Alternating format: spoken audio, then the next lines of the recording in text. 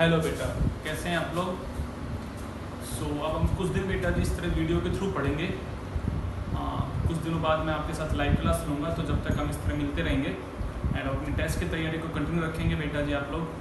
तो इस वीडियो में हम क्या बात करेंगे आपके साथ। लास्ट बेटा जी मैंने आप लोगों का टेस्ट लिया था ऑन द ब्रायोफाइटा टॉपिक। वहाँ पे काफ़ी बच्चों ने मुझे मैक्सिमम बच्चों ने बेटा जी मुझे डाउट भेजे हैं उन पर्टिकुलर दैट क्वेश्चंस पे जो मैंने आपसे पूछे थे। तो मैं आपको व्हाट्सएप पे उनके आंसर दे रहा था, तो मुझे लगा कि शायद ज़्यादा अच्छे से नहीं हो पाएगा। लाइव क्लास होती तो वहाँ मैं डिस्कस करता आप लोगों से ये सब चीज़ें, बट अब मैं ये वीडियो बना रहा हूँ बेटा जी उसी टेस्ट के ऊपर जो ब्रायोफाइटा का आप लोगों ने दिया था बेटा जी। तो मेरे लैपटॉप में यहाँ पे कंप्यूटर में बेटा जी यहाँ पे पेपर है, तो मैं पेपर क्वेश्चन वाइज बोलता जाऊँगा। तो जिन जिन बच्चों की जो कंसर्न प्रॉब्लम है तो उनको समझ सकते हैं अच्छे से, या बाकी लोग उन आंसर्स को समझिएगा कि क्वेश्चन क्या क्या पूछे गए थे जो आपसे गलत हुए हैं बेटा जी। तो मैं कुछ सिलेक्टेड क्वेश्चंस की बात करूँगा, पूरा पेपर डिस्कस ना करके जो मेनली बच्चों ने प्रॉब्लम भेजी मैं उन्हीं क्वेश्चंस को यहाँ पे डिस्कस करने वाला हूँ बेटा जी, जो आपको समझना है। एक क्वेश्चन है बेटा जी आप लोगों का, the last stage of the gametophyte generation is. अब मैंने आपसे पूछा गैमेटोफाइट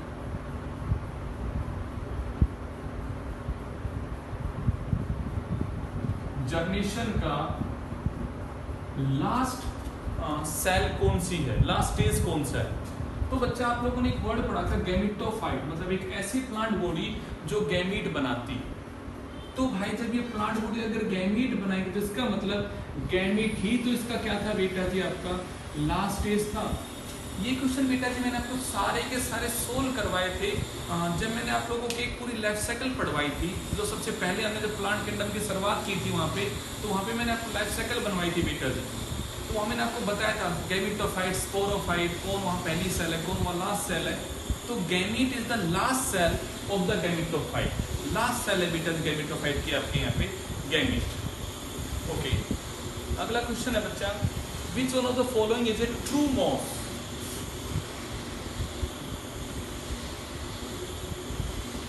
ट्रू मॉस कौन सी है। तो मैंने इसमें आपको ऑप्शन दे रखे हैं बेटा। सबसे पहले क्लब मॉस, ये आप जब टेरिडोफाइट्स पढ़ रहे हैं अभी तो टेरिडोफाइट्स के ऑप्शन में आएगा बेटा, तो वहां पे आने वाला है बेटा जब आपका क्लब मॉस।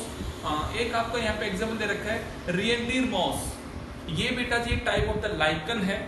और थर्ड ऑप्शन दे रखा है बेटा जी यहाँ पे आयरिस मॉस। तो आई थिंक अभी आप लोग एल्गी की तैयारी कर रहे हो, तो रेड एल्गी में आपने बेटा जी एग्जाम्पल जाना था जहां से हमें केरासीन मिलता था बेटा जी एज ए 5 अल्कलॉइड्स। तो ये एक type of the red algae जो मैंने आपको नाम लिखा है बेटा जी आपको यहाँ पे। एंड एक ही ऑप्शन बचता है बेटा जी फोर्थ यहाँ पे बॉगमॉस। अभी बॉगमॉस आपने कहा था स्पेग्नम, जो कि बेटा जी मेनली बॉग में ग्रो होता है, आपने उसका नाम रखा था बेटा जी यहाँ पे बॉगमॉस। तो इसका आंसर होगा बेटा जी बॉगमॉस। बाकी बच्चों ने ऐसा नहीं कि आंसर नहीं पता है, बट ये पूछा कि सर ये क्लबमॉस क्या होते हैं, रिएंडर मॉस क्या होता है, या आयरिस मॉस क्या। तो ये बातें मैंने आपको बता रहा हूँ। क्लबमॉस जो है बेटा जी it's a type of pteridophyte, and जो reindeer moss it's a type of lichen. And बेटा जो यहाँ पे आयरिस मॉस है it's a type of red algae, जो कि आपने लिखा है बेटा रेड एल्गी के अंदर एग्जांपल्स। ओके, अगला क्वेश्चन है बेटा जी,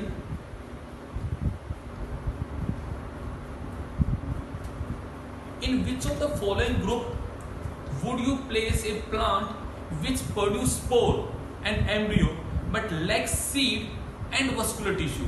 बच्चा ब्रायोफाइटा का टेस्ट है, ब्रायोफाइटा की बातें हो रही है। अब आप ऑप्शन को सुन के देखो, फंगस, बेटा फंगस में भी कंडक्टिंग टिश्यू एब्सेंट है, वहां भी वस्कुलर टिश्यू एब्सेंट होते हैं बेटा जी। टेरिडोफाइटा में आपने अभी इंट्रोडक्शन पढ़ लिया है, टेरिडोफाइटा बेटा जी वस्कुलर सिस्टम प्रेजेंट है, जाइलम और फ्लोएम बेटा जी प्रेजेंट है, जिम्नोस्पर्म तो इससे भी आगे जाके आएगा तो वहां भी प्रेजेंट होंगे बेटा जी। तो एक ही ऑप्शन बच जाता है ब्रायोफाइटा। यहाँ एम्ब्रियो तो बन रहा है बेटा जी, बट आपका बेटा जी इस केस में यहाँ पे आपका वस्कुलर सिस्टम क्या था बेटा जी आपका एब्सेंट था। तो आपका आंसर होगा बेटा जी ब्रायोफाइटा। एक क्वेश्चन था बेटा जी, in bryophyta diploid chromosome number occur in. एक क्वेश्चन था बेटा जी, आप लोगों को सही होना चाहिए था बट आपने प्रॉब्लम का, तो चलो सुनते हैं। किसके पास बेटा जी यहाँ पे डिप्लॉयड क्रोमोसोम नंबर है। तो मैंने पहला ऑप्शन दे रखा है स्पोर मदर सेल। बेटा स्पोर मदर सेल स्पोरोफाइट में पैदा होती है, और आपको पता है यहाँ पे प्रिया बेटा स्पोरोफाइट जो होता है वो हमेशा कैसा होता है बच्चा यहाँ पे डिप्लॉयड होता है। तो डेफिनेटली जो स्पोर मदर सेल है बेटा जी ये भी कैसी है बेटा जी यहाँ पे, ये भी नहीं, ये भी क्या है बेटा जी यहाँ पे डिप्लॉयड है। अगला ऑप्शन दिया गया गैमीट, गैमीट तो बेटा जी गैमेटोफाइट में बनते हैं, तो they are the haploid. Spore, spore after the meiosis बनते हैं पारस, तो स्पोर भी क्या होते हैं बेटा जी, हैप्लॉइड होते हैं।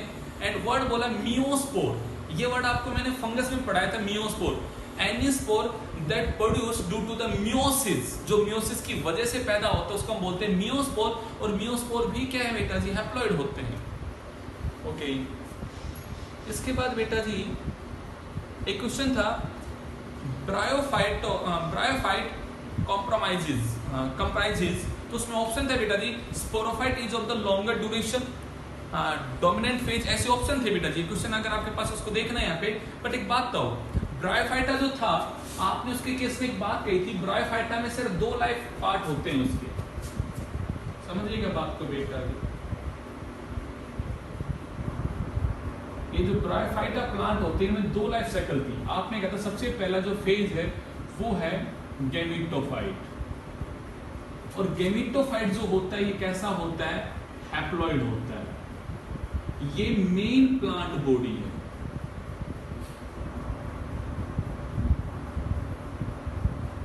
और यही डोमिनेंट फेज है, मतलब उसमें अगर लंबे ड्यूरेशन के लिए कोई होता है तो कौन सा भी फेज है बेटा, गैमेटोफाइट। और आपने कहा था इस गैमेटोफाइट के ऊपर बेटा जी स्पोरोफाइट प्रोड्यूस होता है। आप ये कहते हो गैमेटोफाइट जो होता है बेटा जी इंडिपेंडेंट होता है, आजाद होता है, ये बेटा जी फोटोसिंथेटिक होता है, जबकि ये वाला कैसा होता है बेटा जी, पैरासिटिक होता है, या आप कहते हो सेमी पैरासिटिक होता है, मतलब कहीं ना कहीं ये डिपेंडेंट है ऑन द गैमेटोफाइट, ये डिपेंडेंट होता है बेटा जी। तो अब देखो ऑप्शन क्या क्या दिए गए हैं आपको, sporophyte is of the longer duration, सरासर गलत बात है, स्पोरोफाइट बेटा जी लॉन्गर ड्यूरेशन का नहीं होता है। अगला बेटा जी dominant phase is sporophyte which is parasitic, ये पैरासिटिक तो है बट ये डोमिनेंट फेज नहीं है। डोमिनेंट फेज कौन सा है यहाँ पे, गैमेटोफाइट है। सी ऑप्शन है बेटा जी dominant phase is gametophyte which produce spore. Preeti बेटा गैमेटोफाइट तो गैमीट बनाते हैं, स्पोर कहाँ बनाते हैं, गैमेटोफाइट तो गैमीट बनाते हैं, they are not producing the spore. तो डोमिनेंट फेज तो डेफिनेटली बेटा जी गैमेटोफाइट है, बट बेटा जी ये स्पोर नहीं बनाता, ये तो गैमीट बनाता है। तो आपके पास डी ऑप्शन बचा बेटा जी small sporophyte phase and generally parasitic on gametophyte. Generally उसने ये नहीं कहा हमेशा, जर्नली वो ऐसा होता है। तो यस वो पैरासाइट है या सेमी पैरासाइट है, बट डिपेंडेंट है किस पे बच्चा, आपके यहाँ पे आपके गैमेटोफाइट के ऊपर। Yes that's the answer. Okay, अगला बेटा जी क्वेश्चन है विच ऑफ द फॉलोइंग या डाइचोटोमेस ब्रांचिंग,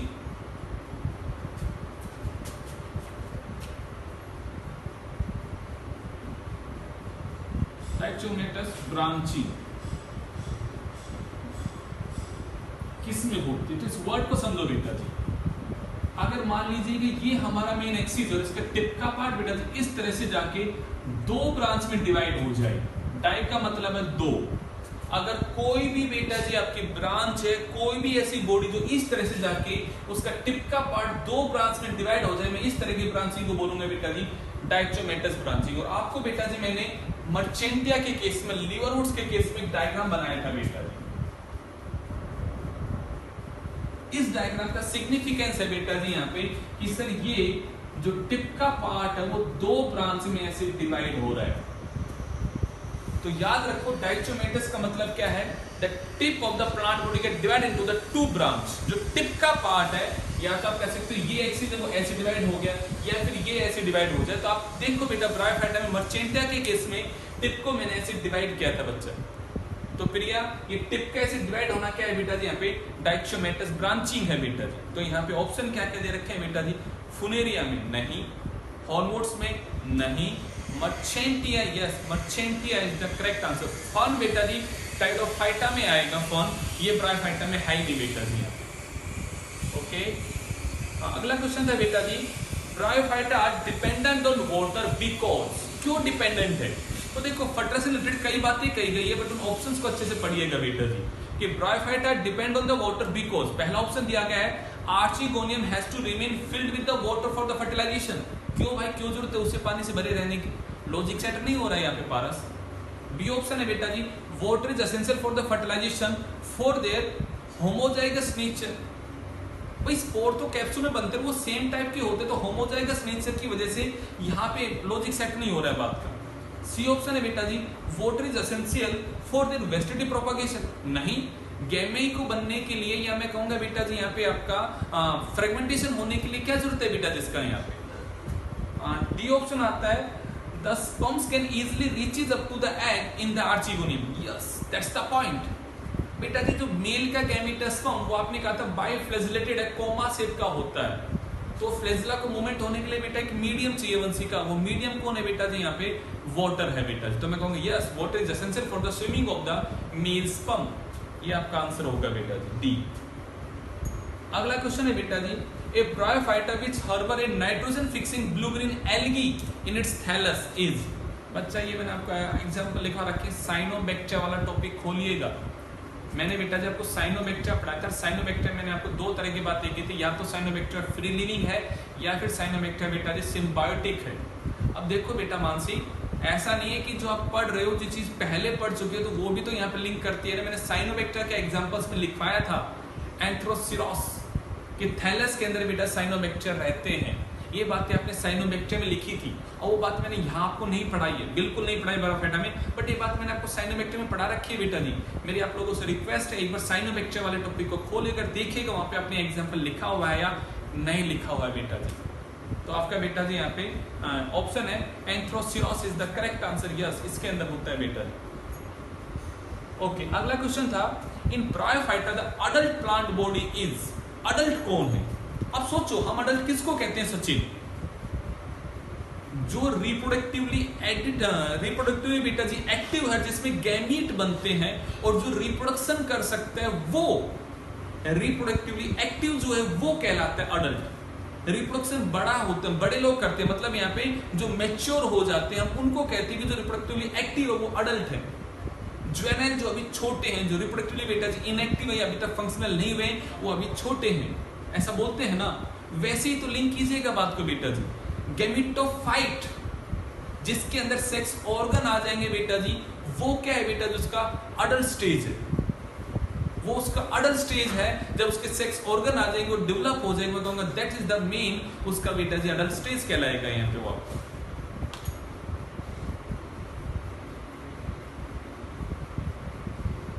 अगला क्वेश्चन है बेटा जी, ब्रायोफाइटा सडनली स्टार्ट रिप्रोड्यूसिंग पार्थोजेनेटिकली। अब मुझे पता है कई बच्चों को तो यही समझ नहीं आया होगा पार्थोजेनेटिकली का मतलब क्या है। बच्चा 10वीं क्लास पास हो आप सबके सब बेटा, एंड आई थिंक ये वर्ड मैंने भी बताया है आप लोगों को, नहीं बताया है तो सुन लेना बेटा जी। पार्थेनोजेनेसिस एक वर्ड होता है बेटा जी, पार्थेनोजेनेसिस। क्या होता है ये? जो एग होता है फीमेल का, it gives rise to the new one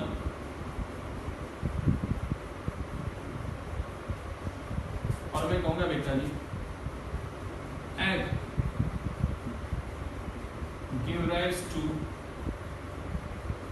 new one without fertilization।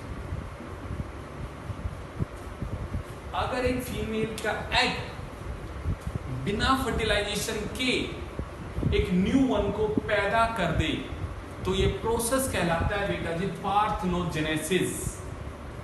जो हनी बी के अंदर मेल होता है बेटा, जिसे आप कहते हो drone, it always produce through the parthenogenesis. Example देके मैं आपको समझा रहा हूं कि भैया जी जो भी मेल का ड्रोन होता है, मतलब हनी बी में जो मेल होता है बेटा, जो पैदा होता है इसी पार्थेनोजेनेसिस के प्रोसेस से।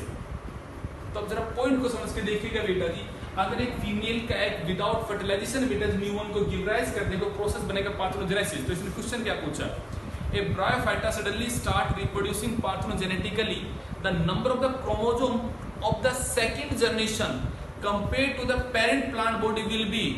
अरे मेरे भाई एक एग ही पैदा कर रहा है, और एग बेटा जी कैसा है, आप कहते हो सर गैमेटोफाइट।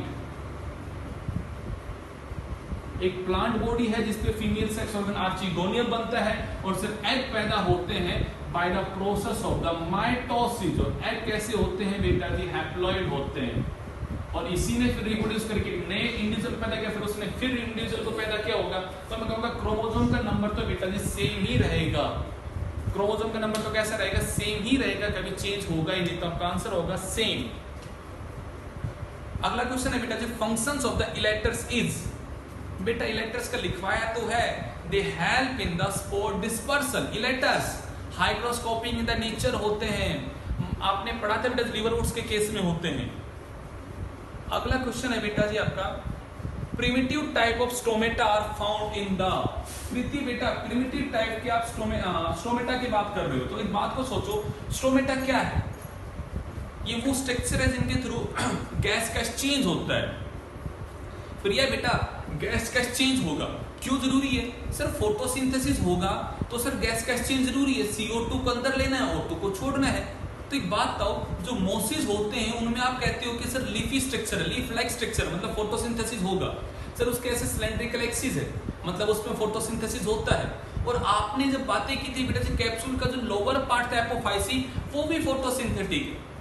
तो मैं क्या कहूँ बेटा यहाँ पे, इसमें 3 आपसे ऑप्शन दिए गए, leaves of the most plant, yes वहां अगर फोटोसिंथेसिस हो रहा है तो वहां पे स्टोमेटा भी प्रेजेंट है। Axis of the most plant, बिल्कुल वहां भी होगा बेटा जी यहाँ पे, और एपोफाइसी ऑफ द कैप्सूल प्लांट में भी होगा बेटा जी, यस वहां पे आपका फोटोसिंथेसिस होगा, तो वहां पे स्टोमेटा आपके प्रेजेंट होंगे बेटा जी। प्रोटोनीमा इज, प्रोटोनीमा क्या है? सोचो जरा बात को बेटा जी, स्पोर जो था सचिन बेटा, स्पोर ने पैदा किया प्रोटोनीमा, और बेटा इस प्रोटोनीमा से पैदा हुआ था फिर आपका लीफी स्टेज। तो अब एक पॉइंट को समझो बेटा जी, ये लीफी स्टेज वो है जिसमें बेटा सेक्सुअल ऑर्गन डेवलप होंगे, और यहाँ पे बेटा जी आपके सेक्स ऑर्गन डेवलप होके बेटा जी यहाँ पे आपके गैमीट्स बनेंगे। बिल्कुल परफेक्ट बात है। मैं कहूंगा ये उससे पहले आया हुआ स्टेज है, तो मैं कहूंगा ये वाला क्या है बेटा जी, उसका यहाँ पे जुवेनाइल स्टेज है, ये उसका जुवेनाइल स्टेज है, ये उसका बेटा जी जुवेनाइल स्टेज है, जहां पे हम इसे बोलेंगे उसका जुवेनाइल स्टेज है। ओके, अगले क्वेश्चन में आते हैं।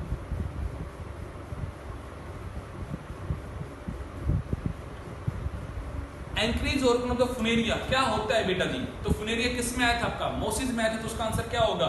मल्टी सेलुलर राइजोइड्स, बिल्कुल सही है बेटा जी। In the most protonema the development from the few cell of the most capsule wall, then the most probably it will be. अरे बेटा एक बार सोच के देखो, कैप्सूल की वॉल से डेवलप हो रहा है चिंकी बेटा, कैप्सूल की वॉल से।